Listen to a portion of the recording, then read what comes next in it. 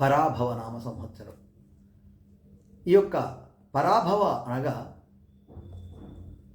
ఓటమి, భంగపాటు, అపజయము మొదలైనటువంటి అర్థాలను ఇస్తూ ఉన్నది. పరాభవము ఎవరికి అనగా భౌతికవాద శక్తులకు పరాభవం జరుగుతూ ఉంటుంది. సనాతన ధర్మాన్ని వ్యతిరేకించేటువంటి వారికి పరాభవం జరుగుతూ ఉంటుంది. అదేవిధంగా దేశద్రోహులకు ఓటమి భయం ఉంటుంది, భంగపాటు ఉంటుంది. అదేవిధంగా ధర్మాన్ని వ్యతిరేకించేటువంటి వారికి,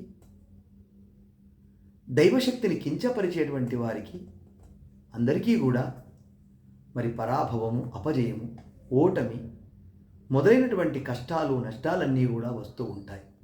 అందువల్ల ఈ యొక్క సంవత్సరానికి శ్రీ మహావిష్ణువు అధిపతి కనుక మరి ఎవరైతే దైవశక్తిని కించపరుస్తూ ఉంటారో, ఎవరైతే ఆధ్యాత్మిక శక్తిని మరి తూలనాడుతూ ఉంటారో, ఎవరైతే సనాతన ధర్మాన్ని, ధర్మ మార్గాన్ని వ్యతిరేకిస్తూ ఉంటారో వాళ్ళందరికీ కూడా ఓటమి తప్పదు, పరాభవం తప్పదు, భంగపాటు తప్పదు. ఇవన్నీ కూడా తప్పవని ఈ పరాభవనామ సంవత్సరము అర్థం తెలియజేస్తూ ఉంది.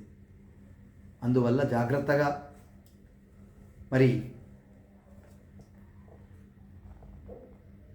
పాలకులు కూడా ప్రజలకు పలు సంక్షేమ కార్యక్రమాలు చేయడం వలన వారికి ఎన్నో విజయాలు చేకూరుతూ ఉంటాయి. అలా కాకుండా ఈ సంవత్సరము ప్రజలు పాలకుల మధ్య కొంత వైరుధ్యము, వ్యత్యాసములు రావడం అనేటువంటి జరుగుతూ ఉంటుంది. అందువల్ల ఆ యొక్క పాలకులే అవమానాల పాలై ప్రజలు విజయం వైపు వెళుతూ ఉంటారు.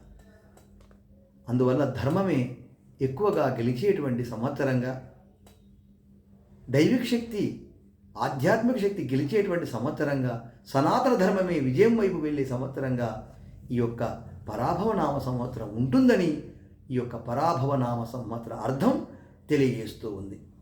ఇక ఈ